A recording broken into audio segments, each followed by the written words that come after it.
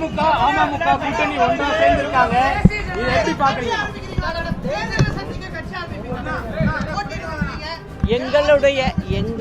என்னுடைய புரட்சி தலைவர் மற்றும் புரட்சி தலைவி அம்மாவின் தொண்டர்கள் களத்தில் இருப்பார்கள் அப்படிங்கிறத நான் சொல்லிக்கிறேன். எப்படி என்னங்கிறத நீங்க விரைவில் தெரிஞ்சுக்கணும்.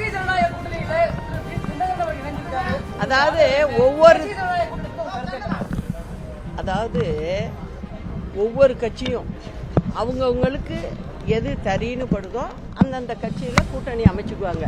அதில் போய் நான் தலையிட்டு எதுவும் சொல்ல முடியாது. என்னை பொறுத்தவரைக்கும் தலைவர் அம்மா வழியில் ஆட்சி நடக்கணுங்கிறது தான் என்னோட திட்டம். அதை நான் நல்ல முறையில் செயல்படுத்துவேன். அவ்வளவுதான் இப்போ சொல்ல முடியும். தம்பி,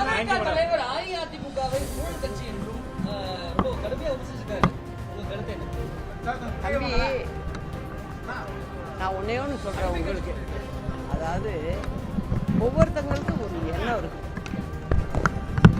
ஒன்னே ஒன்று சொல்றேன், அம்மா இருந்த போது எப்படி இந்த அரசாங்கம் இருந்துச்சு நான் சொல்லணும்னு அவசியம் இல்லை. ஒவ்வொரு வீட்லையும் ஒவ்வொரு குடும்பத்தாரையும் நீங்கள் போய் கேளுங்க, மனசில் தொட்டு கேளுங்க, அங்கே அப்போ ஆட்சி எப்படி இருந்ததுன்னு சொல்லியிருப்பாங்க. அதனால நீங்கள் அதனால தான் நான் திரும்ப திரும்ப சொல்கிறேன், அம்மா ஆட்சின்னு சொல்கிறதுக்கு காரணமே அதான். நான் இப்பயும் சொல்கிறேன், அம்மா வழியில் புரட்சி தலைவர் வழியில் மக்களாட்சியை கொண்டு வர்றதுக்கு என்னால் நான் 39 வருஷ அனுபவத்தில் என்னால் என்ன செய்யணுமோ அதை செய்வேன். இந்த திமுக அரசாங்கத்தை விரட்டி அடிப்போங்கிறதையும் சொல்லுவேன். அதாவது இந்த மத்திய அரசு தாக்கல் செஞ்ச நிதிநிலை அறிக்கை எப்போதும் உள்ள சாதாரண அறிக்கையாக தான் நான் பார்க்குறேன். எதுவும் பெருசாக ஒன்றும் தனியாக ஒன்றும் சொல்லலை.